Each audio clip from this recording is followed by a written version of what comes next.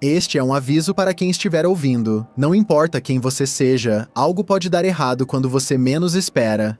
Essas 7 histórias não começam com perigo, mas sim com pessoas vivendo normalmente e confiando em quem as cerca, em dias aparentemente comuns. Essas histórias são 100% verdadeiras, e a maioria achou que nada estava errado até que fosse tarde demais. Número 7.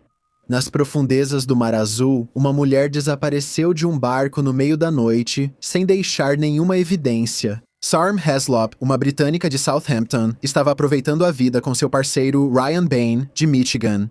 Os dois compartilhavam o amor pelo mar, que exploravam juntos no catamarã de Bain, chamado Siren Song. Durante as últimas semanas do inverno de 2021, o casal estava passando um tempo nas Ilhas Virgens Americanas, um território ultramarino no Caribe.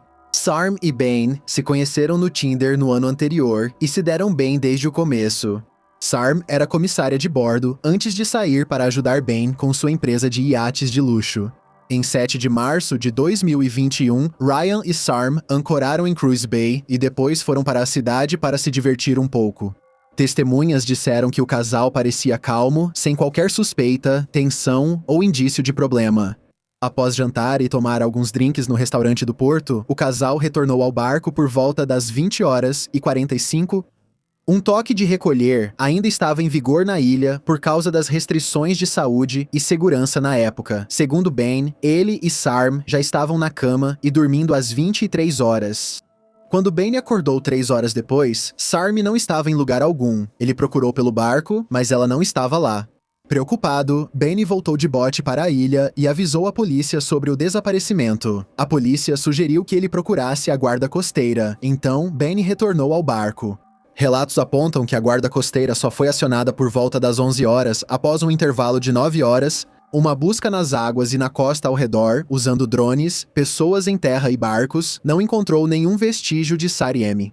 Quando as autoridades notificaram a família de Sarm sobre seu desaparecimento, a família dela começou a questionar publicamente o que havia acontecido nas horas seguintes. De acordo com outras pessoas ancoradas nas proximidades, elas não foram alertadas sobre nenhuma emergência durante as horas anteriores ao contato com a guarda costeira. Outra testemunha, que passeava com seu cachorro à noite, achou ter ouvido um grito vindo do oceano. Por volta do período do desaparecimento de Sarm, nada foi confirmado ou relacionado ao caso. Familiares e amigos a descreveram como nadadora forte e consciente da segurança. A ideia de ela decidir mergulhar tarde da noite não combinava com seu comportamento. Bain chamou a polícia para revistar o barco, mas depois desistiu por orientação do advogado. A polícia local, posteriormente, emitiu notificações civis, mas nenhuma acusação criminal foi feita e nenhuma busca com mandado foi realizada. Até a gravação deste episódio, não há confirmação pública de que Bain foi interrogado por detetives ou que a perícia analisou o barco.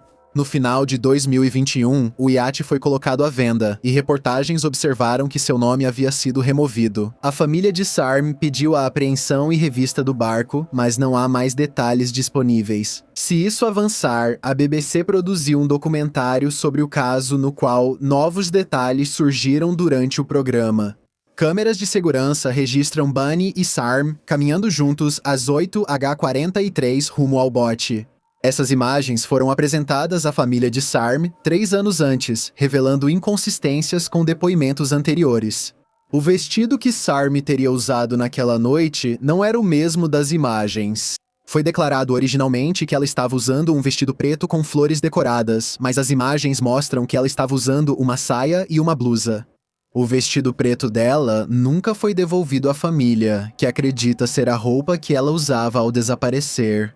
Um detalhe importante foi notado pela jornalista da BBC Tir Donde durante sua cobertura da história. Tir Donde passou um tempo nas Ilhas Virgens investigando o sumiço de Sarm e, segundo ela, viu imagens das câmeras de segurança fornecidas pela polícia. O horário registrado não corresponde à versão dos acontecimentos de Bain, segundo ele. Eles chegaram ao barco às 22 horas, mas o horário nas imagens das câmeras de segurança era 20h45. Tir Donde pegou um bote até o local onde o barco de Bain estava ancorado e cronometraram a viagem em 10 minutos. Isso significa que Bain e Sarm teriam chegado por volta das 21 horas. Fica 1 hora sem explicação. A polícia quis falar mais com ele, mas, por orientação jurídica, ele recusou. 4 anos após o sumiço de Sarm, Bane divulgou uma declaração de 5 páginas, proclamando sua inocência e descrevendo o relacionamento como cheio de amor e cuidado. Ele foi mostrado com uma suposta falsa suspeita, justificou suas ações dizendo que protegia meus direitos ao contratar um advogado e negar o acesso da polícia ao barco. E acrescentou: minha decisão foi interpretada como suspeita em vez de prudente. Bane não foi acusado de nenhum crime e nega envolvimento. Mas as perguntas sem resposta continuam a preocupar a família de Sarm e os investigadores. O que aconteceu depois que Sarm voltou para o barco naquela noite nunca foi esclarecido, e nenhuma evidência confirmou publicamente como ou por que ela desapareceu. Número 6. Alguma criatura estava se mexendo. Essa transmissão ao vivo, aparentemente inofensiva, revelou-se muito mais perturbadora do que se imaginava. Stephen McCullough era um youtuber da Irlanda do Norte que publicava conteúdo sob o nome Vote Saxon 07. O conteúdo de Stephen focava em análises e unboxings de brinquedos, geralmente ligados à série de TV Cult Doctor Who. Embora não fosse tão popular quanto Markiplier ou Smosh, Stephen tinha fãs fiéis que apreciavam suas análises detalhadas e engraçadas. Embora Doctor Who continuasse sendo sua obra de mídia favorita, Robot Wars vinha logo em segundo lugar. Seu amor pela série e seu conteúdo chamaram a atenção dos participantes de Robot Wars durante a 9ª temporada do programa. A equipe S-Tech trouxe Stephen para fazer parte das relações de mídia, para a alegria dele e de seus fãs. No ano seguinte, ele passou a aparecer em frente às câmeras. Além dos vídeos habituais, Stephen compartilhava aspectos de sua vida pessoal sem vergonha. Em seus vlogs, ele frequentemente discutia e até incluía sua família e amigos nos bastidores. Stephen era visto como um amigo leal e gentil. Ele até começou um relacionamento sério com uma mulher chamada Natalie McNally. À primeira vista, o relacionamento parecia um conto de fadas romântico. Ainda mais emocionante para o casal e fãs de Stephen foi a revelação de que Natalie estava grávida do primeiro filho deles.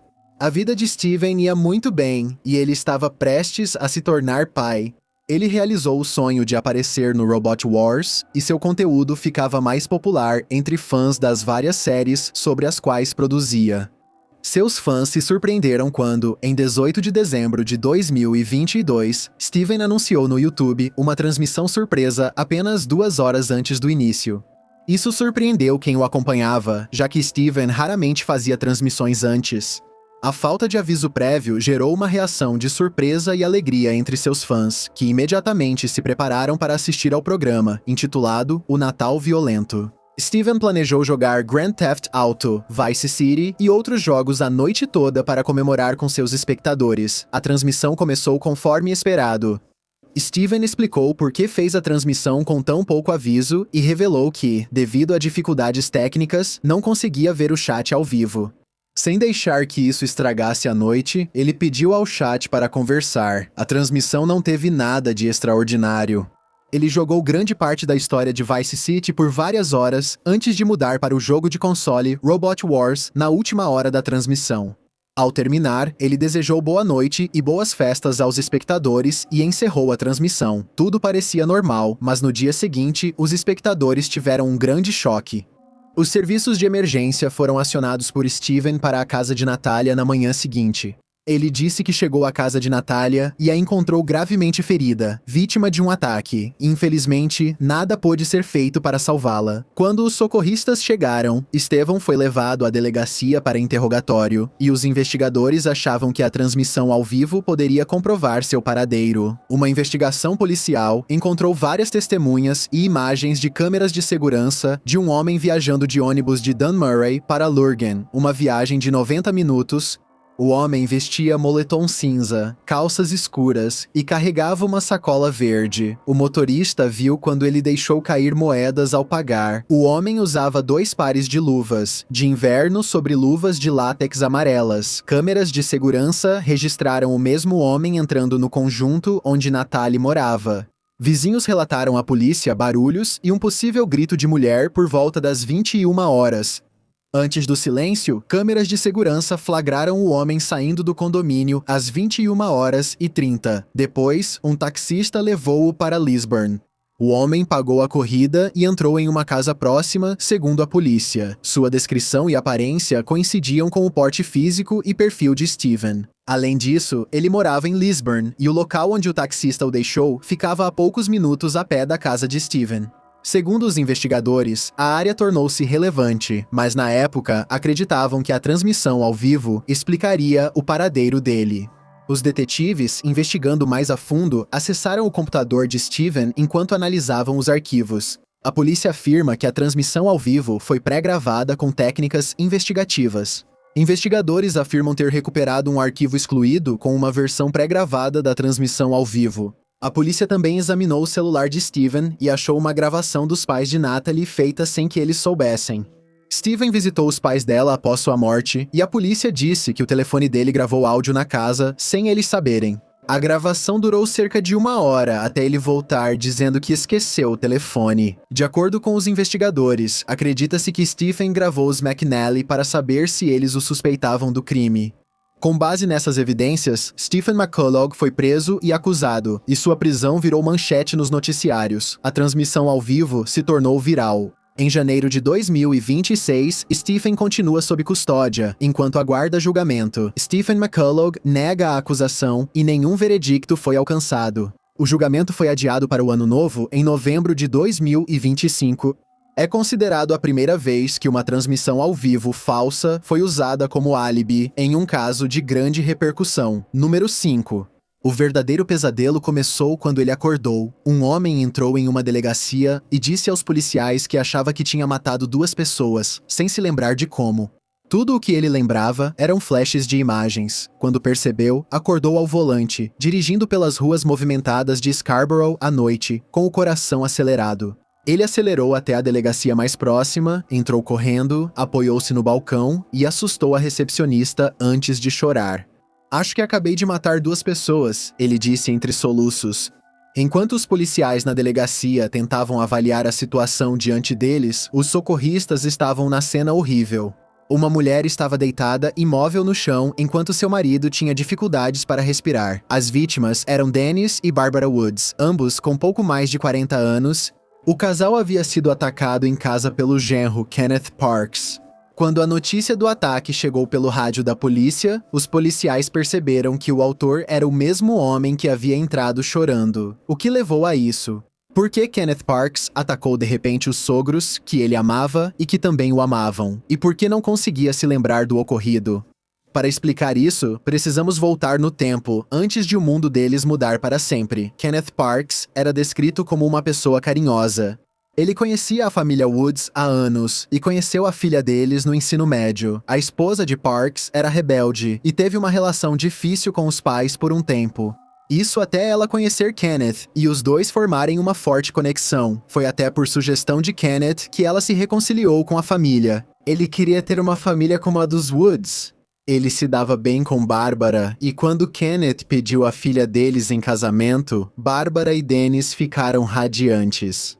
Para eles, era um sonho realizado e uma combinação perfeita. Não seria um grande passo para eles, já que Kenneth já era considerado um membro da família.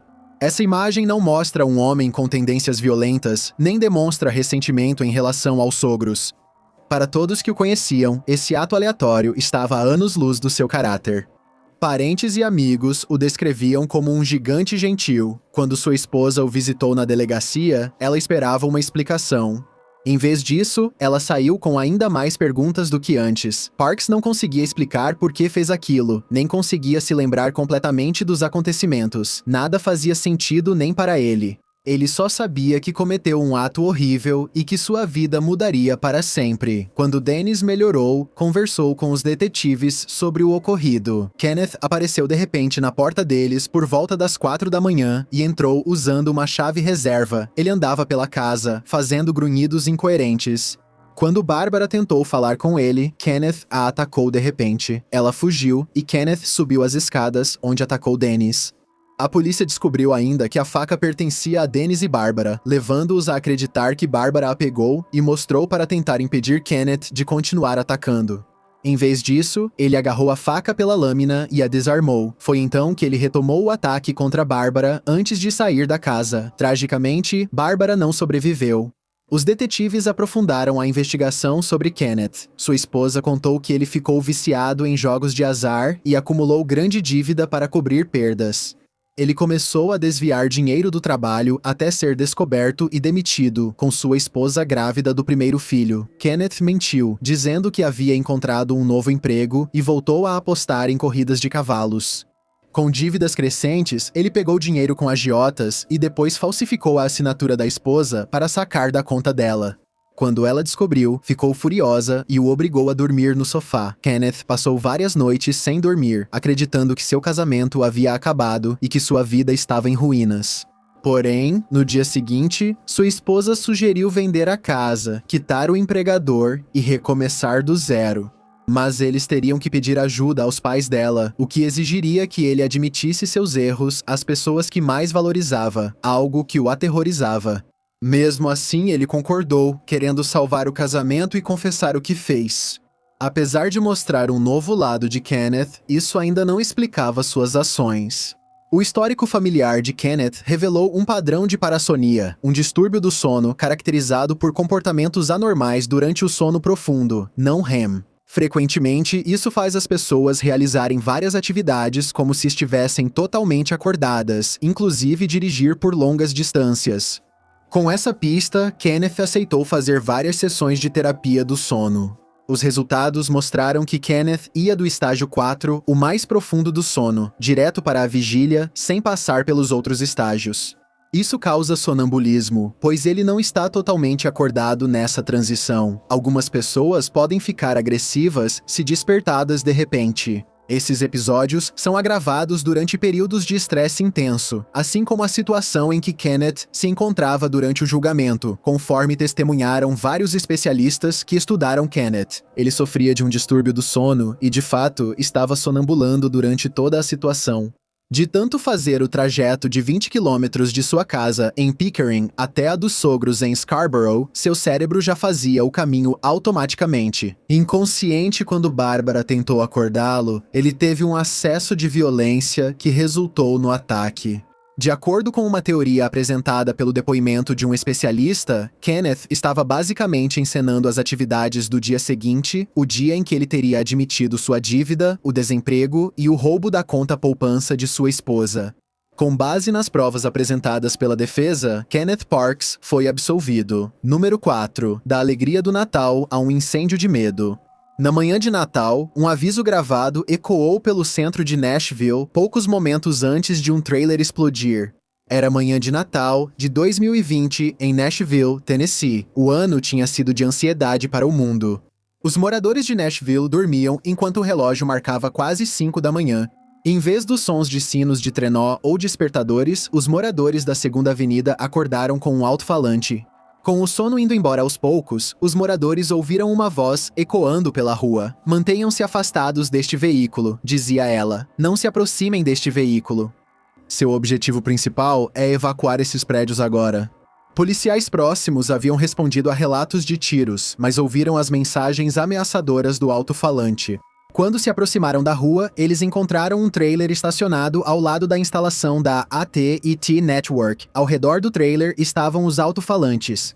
As mensagens estavam sendo reproduzidas repetidamente em uma gravação pré-gravada. Os policiais também observaram várias câmeras posicionadas no trailer em todas as direções. Os policiais e os moradores estavam compreensivelmente confusos, mas estava claro que algo estranho estava acontecendo. Então veio um aviso que todos temiam. A gravação anunciou que um cronômetro de 15 minutos foi iniciado e todos deviam sair da área. Agora, percebendo a gravidade da situação, os policiais pediram reforços pelo rádio e solicitaram a unidade de dispositivos perigosos. Os pedestres estavam sendo redirecionados para fora da área e outros policiais estavam liberando as ruas e planejando uma evacuação. O relógio marcou 6h30 da manhã. Enquanto os policiais esperavam reforços, a manhã foi interrompida por um brilho alaranjado, chamas e um estrondo ensurdecedor. Destroços voaram pela rua, junto com chamas e estilhaços de vidro. Um policial esteve na área da explosão apenas alguns instantes antes, mas voltou para o seu veículo na esquina bem a tempo. Os policiais vestiram coletes e retornaram à cena, onde o trailer já não estava, restando só um monte de metal em chamas. A onda de choque causou danos a vários comércios e residências, com um prédio desabando parcialmente devido à explosão. A manhã agora era dominada pelos alarmes de carros e incêndio. Os policiais no local repassaram a situação para a central e os bombeiros e equipes médicas chegaram à cena poucos minutos após a explosão e imediatamente entraram em ação. 41 estabelecimentos sofreram danos e 8 transeuntes ficaram feridos, mas receberam alta do hospital ainda naquele dia.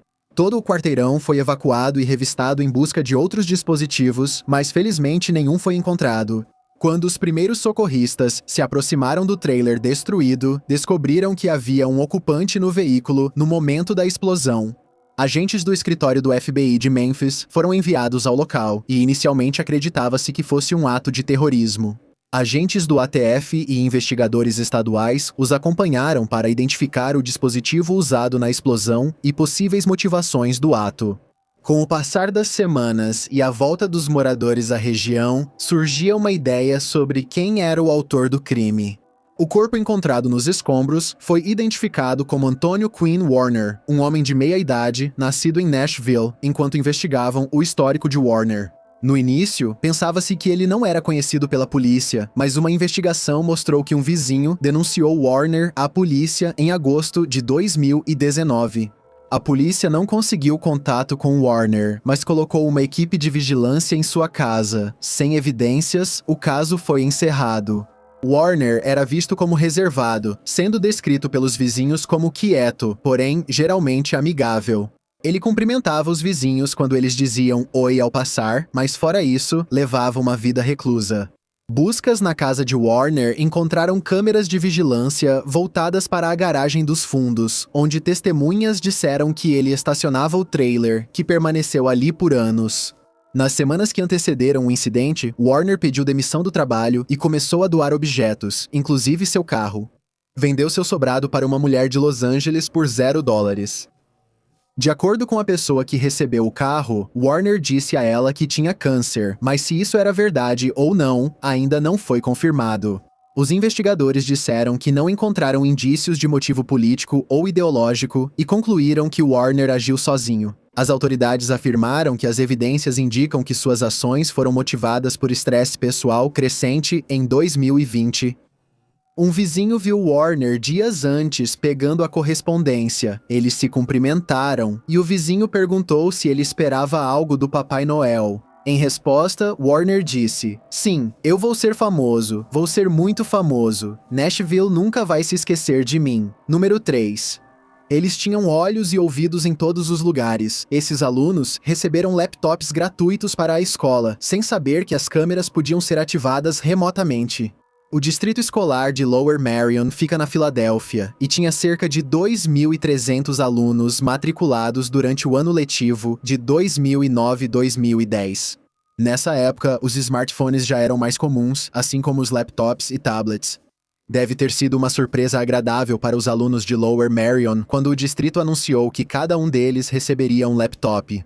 De acordo com o superintendente Cristóvão McGinley, o motivo disso era transferir o aprendizado para, abre aspas, um ambiente de aprendizagem móvel do século XXI.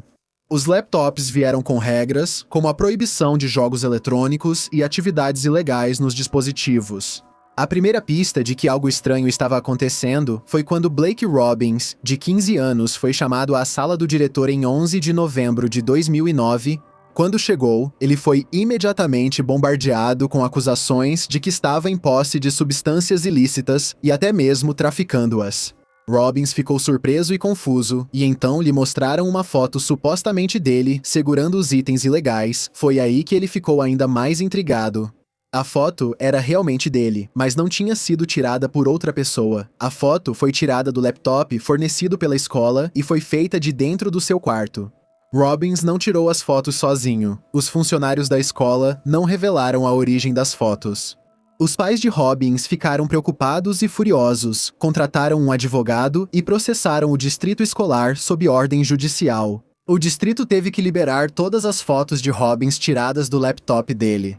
Para surpresa de todos, havia aproximadamente 400 imagens de Robbins tiradas automaticamente ao longo do tempo, incluindo algumas dele dormindo. Com essa revelação, o FBI anunciou uma investigação para saber se as webcams dos alunos tinham sido ativadas sem o devido aviso ou consentimento. Enquanto os agentes reuniam provas, Robbins e sua família foram alvo de escrutínio, sendo acusado de tentar lucrar com o processo. Como as coisas não iam bem para o caso de Robbins, o FBI passou a revelar suas descobertas. Descobriram que os laptops da escola vinham com um software chamado Theft Track. É um aplicativo que permite que uma pessoa tire fotos pela câmera do laptop remotamente, caso o laptop seja roubado. Outros 36 laptops fornecidos pela escola foram encontrados com fotos tiradas remotamente de alunos, sem o conhecimento ou consentimento do usuário. A irmã de Robbins, Paige, falou sobre como a ideia de possivelmente existirem fotos inadequadas dela era aterrorizante. O distrito afirmou que o software só era usado em casos de suspeita de comportamento antiético e não para tirar fotos constrangedoras. O FBI optou por não apresentar acusações. Quanto à foto que desencadeou o escândalo, o FBI determinou que o objeto que Robbins estava segurando não era uma substância ilegal, mas na verdade uma barra de chocolate deformada. Número 2. Ele anda de cabeça erguida, mas a que preço? Tornou-se herói nacional após o assassinato da esposa. Buford Pusser nasceu e foi criado em Adamsville, Tennessee. O pai de Buford era o chefe de polícia da cidade e, para continuar a tradição da família, Buford entrou para o gabinete do xerife como policial. Em 1964, Buford concorreu ao cargo de xerife contra o então titular James Dickey. No entanto, James faleceu em um acidente de carro, e assim, Buford foi eleito para o cargo. Ele rapidamente ganhou uma reputação de linha dura contra o crime e uma postura séria. Diziam que ele destruía pessoalmente mesas de jogos ilegais com uma picareta. Só em 1965, Buford fechou 87 alambiques de moonshine no condado. Isso lhe trouxe muitos inimigos no crime e várias tentativas de assassinato. Em novembro de 1964, ele foi emboscado por membros de gangues e esfaqueado 7 vezes, mas conseguiu voltar ao trabalho logo depois. O homem, visto como seu arqui-inimigo, se chamava Kirksey. Nix, líder da máfia Dixie, Buford, havia fechado várias de suas operações e acredita-se que Nix esteja por trás de várias tentativas de assassinato contra Buford. Em 1966, Buford atendeu a um chamado de roubo e foi confrontado por Louise Hathcock. Ela atirou em Buford, acertando-o 3 vezes. Apesar dos ferimentos, Buford revidou e feriu mortalmente Louise. Além de seu papel como xerife, Buford também era um homem de família. Ele conheceu sua esposa, Pauline, em Chicago, enquanto trabalhava como lutador. Eles tiveram uma filha chamada Duana, e os 3 se mudaram de volta para Adamsville no início dos anos 1960. Na manhã de 12 de agosto de 1967, Buford estava em casa quando recebeu um telefonema sobre uma confusão em uma estrada secundária. Sua esposa foi junto com ele até o local, e os 2 saíram pouco depois. Quando o casal se aproximou do local, Buford afirmou que outro carro emparelhou com eles e abriu fogo. Buford acabou parando em uma vala. Ele e a esposa ficaram gravemente feridos enquanto o carro perseguidor fugia em alta velocidade. Buford sofreu ferimentos graves e permaneceu no hospital por 18 dias, além de passar por outras cirurgias depois. Infelizmente, sua esposa não sobreviveu. Dominado pela dor, Buford jurou vingar sua esposa e levar os suspeitos à justiça. Buford alegou que Nix estava por trás do ataque e que isso foi feito como um favor para o marido de Louise. Nix negou que estivesse envolvido no ataque, mas a pressão exercida por Buford e pelo escritório do xerife o forçou a fugir. Depois, ele foi condenado por outro crime na Louisiana e pegou prisão perpétua. Outro suposto autor era um matador de aluguel conhecido, cujo corpo foi encontrado 2 anos após o ataque, no Mississippi. Embora o caso permaneça sem solução, alguns especulam que Buford pode ter sido o responsável, o que só aumentou ainda mais sua já crescente lenda. Mesmo sem obter toda sua vingança, a história de Buford atraiu produtores de cinema. Em 1973, um filme autobiográfico chamado Caminhando Alto foi lançado nos cinemas.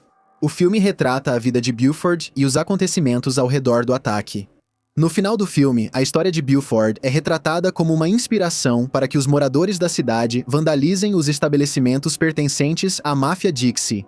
Ele se tornou um herói popular em todo o país. Sua vida seria interrompida em 1974, quando sofreu um acidente de carro em um barranco nos arredores de Adamsville. A história de Buford continuou sendo um atrativo, com Pisando Firme, recebendo 3 sequências cinematográficas, uma série de TV e um remake em 2004 estrelado por Dwayne Johnson.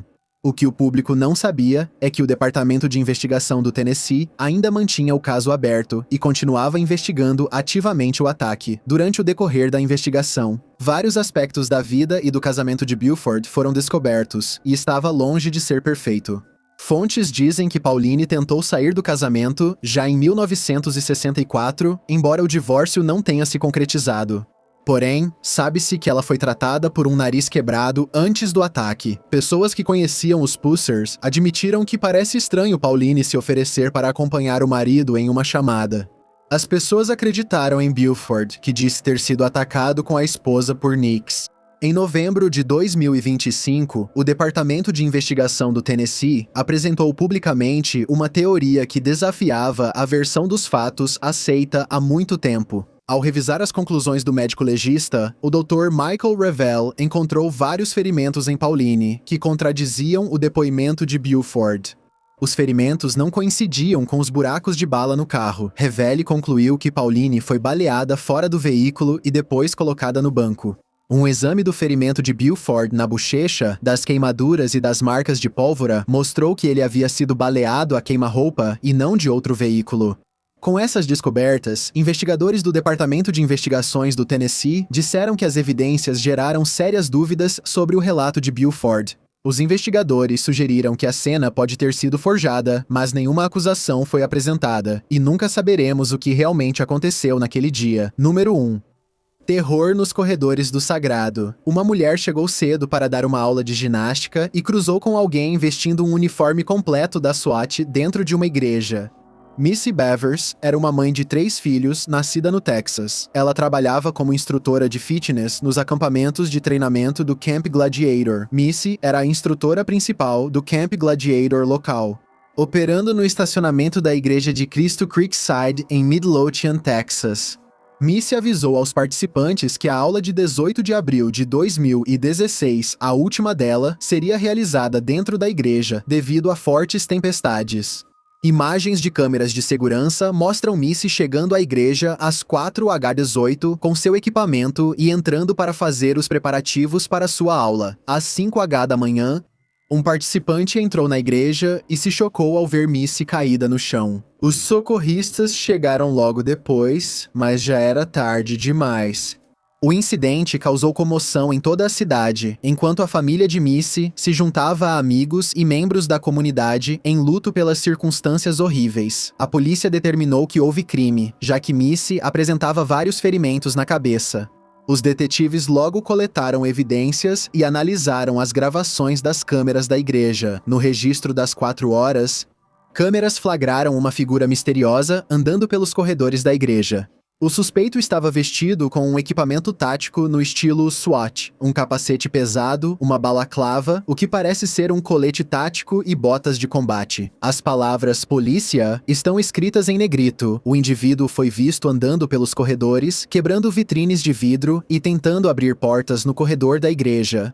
O suspeito tinha uma alavanca, provavelmente usada para invadir a igreja e atacar Missy Bevers, já que estava totalmente coberto e não mostrava características. Eles afirmaram que não conseguiram determinar a identidade ou sequer o gênero do indivíduo com base em técnicas e cálculos forenses. A pessoa tem aproximadamente 1,73 metros de altura e andava com um jeito de andar distinto. A descoberta deixou toda a comunidade em alerta. A roupa parece ser um uniforme autêntico da SWAT. Os motivos do suspeito seguem misteriosos, já que ele quebrava vidros e tentava abrir portas trancadas, sugerindo possível tentativa de roubo. Não há informações se algo foi roubado. Missy era conhecida por não ter inimigos, tornando improvável que o ato fosse direcionado a ela. Todas as pessoas próximas de Missy foram interrogadas e descartadas como suspeitas, pois tinham álibis confirmados. Até 2026, o caso continua sem solução. Infelizmente, a falta de evidências físicas paralisou completamente a investigação. Isso é o que torna o crime tão perturbador. Apesar das imagens, os investigadores não conseguiram identificar a pessoa. E por favor, me siga no Instagram em Dylanishiliniche, com underlines no lugar dos espaços X no IT, underline Chills, e no TikTok em Chills. Este podcast foi feito em colaboração com Jona e Karina. Até a próxima. Tchau, tchau.